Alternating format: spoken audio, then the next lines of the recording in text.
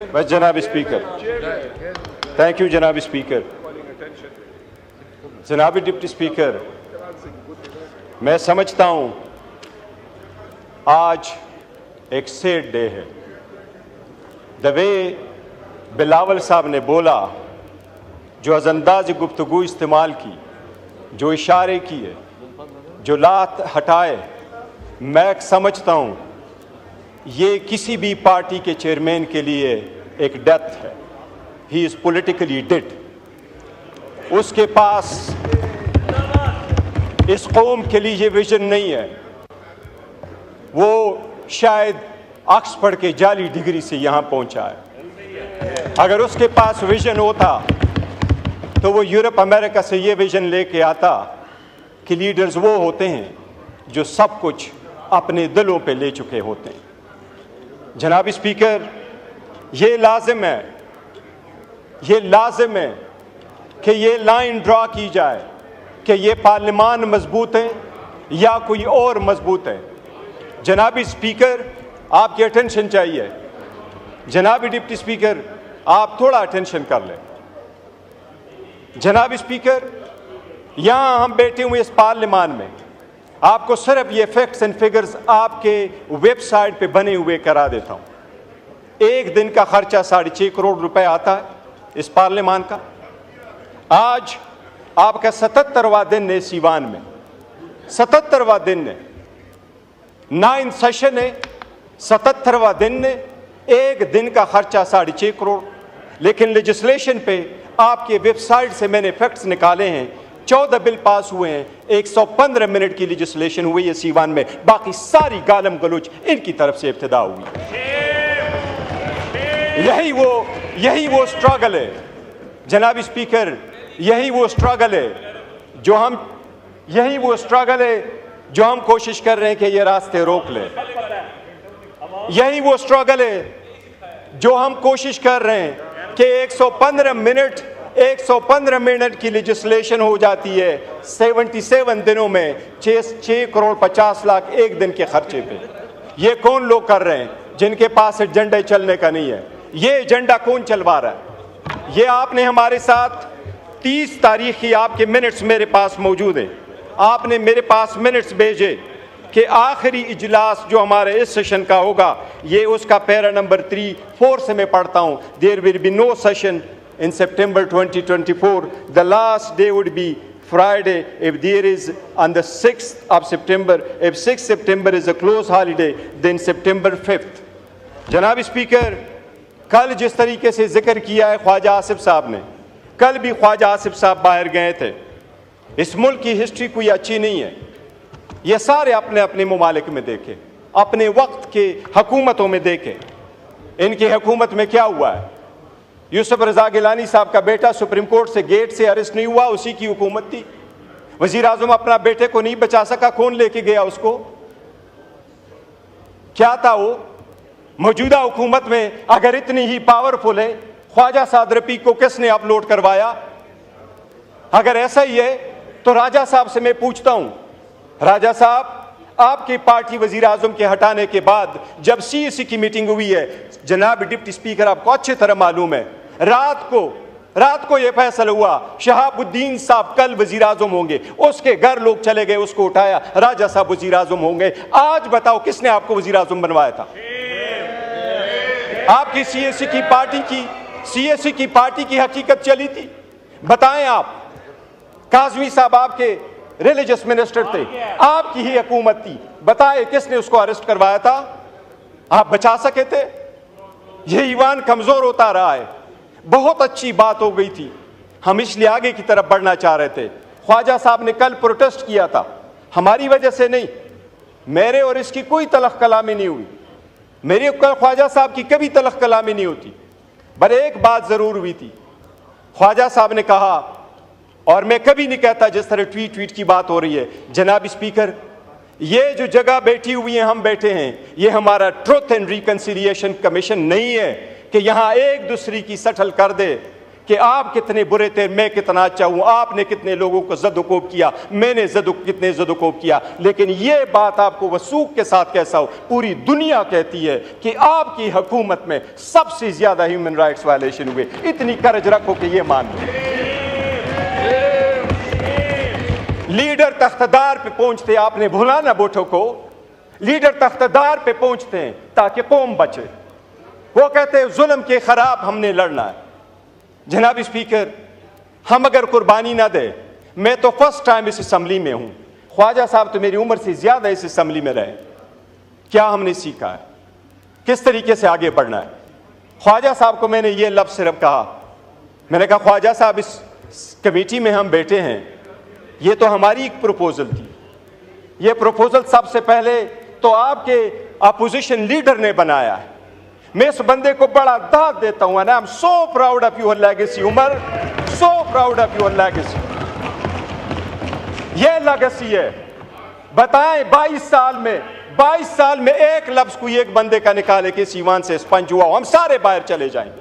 इस ईवान में जब 22 साल रहा है, एक लफ्ज कोई स्पंज होने वाला बताए। मैंने आपसे कल रिक्वेस्ट की थी ख्वाजा साहब से, मैंने कहा ख्वाजा साहब हम बड़े दिल खोल के आपके साथ बैठे हैं, हमें स्पॉइलर फिगर नहीं बनना चाहिए, हमें हेट फिगर नहीं बनना चाहिए, हमें अब आइसोलेट करके इस मैटर को रिजॉल्व करना चाहिए, डिफरेंसेस भूलने चाहिए। मैंने इनको ये गुजारिश की कि हमारे पॉलिटिकल अलायंस नहीं है, हमारे पॉलिटिकल डिफरेंसेस कभी एक नहीं हो जाएंगे। We and you could never ever be the same on the same page ever in life, but that doesn't mean we can not resolve the conflict, we got to move forward.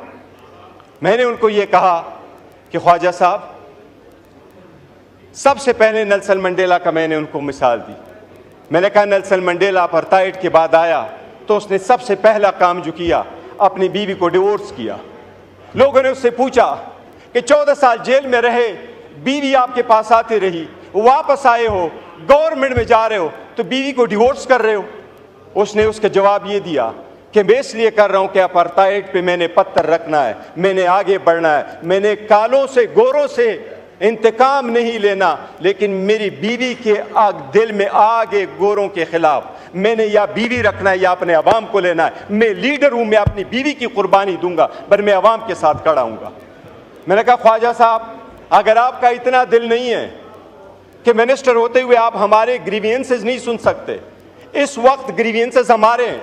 मैंने के नाम लेकर के कहा कि ये 5 महीने हमारे मिसिंग है, उनकी फैमिली मेंबर्स के साथ क्या हो रहा है, ये अगर आप नहीं हो सकते तो मैंने कहा ख्वाजा साहब हमारी बड़ी कोशिश है, हम चाहते हैं कि आप सीट पे रहें, लेकिन फिर आपका इस्तेकाक है, बेशक आप स्पीकर को कहें आप ये न रहें। जनाब स्पीकर, 2 दिन हम आगे जाते हैं, एक स्टेप आगे जाते हैं, कोई ना कोई पीछे आ जाता है और ये 4 स्टेप बैक हम चले जाते हैं। इसी वजह से क्या हो जाएगा, ये ईवान नहीं चल पाएगा, ये कौम सफ़र हो जाएगी, ये डेमोक्रेसी ख़त्म हो जाएगी, ये स्पेस आपका कोई और ले जाएगा, ये गैर सियासी कुव्वतें आपकी ले जाएगी, ये इंतहा पसंद कुव्वतें आपकी आ जाएगी। ये जिसको आप कहते हैं आइसोलेट करते हैं, अच्छी तरह देख ले क्या पूरी दुनिया इस बात की गवाही नहीं दे रही कि पाकिस्तान तहरीक इंसाफ इस वक्त 70% अवाम की सपोर्ट है। मैं आपको स्पीकर साहब वसूख के साथ कहता हूं, ये 70% पाकिस्तान वो कैदी 804 के इशारे पे उठता है। याद रखो, उस दिन से डरो जो वो हंगर स्ट्राइक पे गया, और अगर उसने इशारा किया कि सड़कों पे आ जाओ तो बांग्लादेश को भूल जाओगे। पर वही है और हम यही चाहते हैं कि माजी को भूल जाओ, पाकिस्तान को रवंडा नहीं बनाना, पाकिस्तान को नहीं रवंडा हमने बनाना, पाकिस्तान को बेहतर करना है। खुदा के लिए ये ईवान में बैठ करके ये जो हम पढ़ते हैं ना, ये आईन की ओथ जब उठाते हैं तो हम कहते हैं कि अपने पर्सनल इंटरेस्ट को हम सेक्रीफाइस करेंगे कौम की। ये पावर इख्तिदार आनी जानी चीज है, ये कौम की अमानत है। पावर आए तो इसका मतलब ये नहीं है कि हम लोगों को जेर करें। कभी ये कोशिश ना करें कि उनमें से कौन जीतता कौन हारता है। हमारे हार और जीत में ये पार्लियामान हार जाएगा, हम उधर के उधर रह जाएंगे। जनाब deputy speaker, it is time है कि कॉमन सेंस प्रिवेल करे। अगर कोई केस कोर्ट में मौजूद है, मैं खान के किस किस केस को उठा दूँ? साइफर का उठाऊँ, इद्दत का उठाऊँ, तो शखाना का उठाऊँ, फिर आप लोगों का उठाऊँ। ख्वाजा साहब 2013 में सुप्रीम कोर्ट के ऑर्डर के मुताबिक आपके केस में 45,000 वोट बोगस नहीं थे। वो आपके वोट क्यों बोगस थे? मैं डिमांड नहीं करता। क्या हाई कोर्ट के 3 जजेस ने आपके खिलाफ इकामे पे डिस्क्वालीफाई नहीं किया? क्या 2018 में आप खुद नहीं कहते कि मैंने फ़ोन किया और मुझे जितवाया गया? 2024 आया। आज का आपके पास इलेक्शन कमीशन का वेरीफाइड लिस्ट नहीं है। ख्वाजा साहब, मेरी सबसे दरख्वास्त है, पहले मैं अपने फिर आपसे, अगर हमने यहाँ अपनी आवाम की नुमाइंदगी करनी है तो भूल जाए हम में से कौन अच्छा है। जिन्होंने पारसाई के दावे करने हैं वो अपने तरफ सारे दो करते। हमारे खानों में ये हम जो चाहते हैं बेहतर, हम ये चाहते हैं कि जो जनाब स्पीकर, आज मेरा एक अच्छा प्रोग्रेस हुआ है हमारी कमेटी में, एक अल्हम्दुलिल्लाह सब कमेटी बनी है। वो कमेटी में हम जाके प्रिविलेजेस और इम्यूनिटीज़ पे बात कर रहे हैं। मैंने सारी बातें की, मैंने उनको कहा स्पीकर साहब, मैंने ये जिक्र किया, कहा ये कि इम्यूनिटी के लिए रखो MPA MNAs के लिए कि 15 दिन पहले अरेस्ट नहीं होंगे, 15 दिन बाद अरेस्ट नहीं होंगे। मैंने कहा हमें VIP कल्चर नहीं चाहिए, हमें अरेस्ट करते जब चाहे अरेस्ट करें, हम VIP कल्चर नहीं चाहते। हम डिग्निटी और रिस्पेक्ट के लिए बैठे, VIP कल्चर के लिए नहीं बैठे। हमें स्पेशली ना खड़ा करो कि आपको VIP पास इशू, आप एयरपोर्ट में चले जाओ। हम क्यों में खड़े होंगे अमेरिकन की तरह? हम जाएंगे, ब्रिटिश की तरह हम सारे जाएंगे। जनाब स्पीकर, एक नई शुरुआत की ज़रूरत होगी अगर मुल्क को बचाना है। अगर हमने किसी थर्ड फोर्स को ये पावर नहीं देना तो एक स्टेप बैक भी जाना पड़े तो हमें जाना होगा। हमने करना अगर है तो मैं ख्वाजा साहब बस इनफ, हम चाहते यही है कि डिफरेंसेस रिजॉल्व करें। अगर एक दूसरे को ये दिखाएंगे कि किसका कितना रोल था तो हमरी कभी कभी लफ्ज़ इस्तेमाल नहीं करता वो हमाम का, लेकिन इसमें किसी की हालत अच्छी नहीं है। ये सबसे बड़ी कर्ज हो कि घर से इब्तिदा कर लें और आवाम के पास वो छोड़ दो कि वो क्या करे। इसका सारा फैसला जो है ना तारीख़ करेगी, पब्लिक हमें जज करेगी, और ये दिन ज़रे गुजर जाते हैं, वक्त आएगा आवाम हमें जज करेगी who is on the right side. शुक्रिया।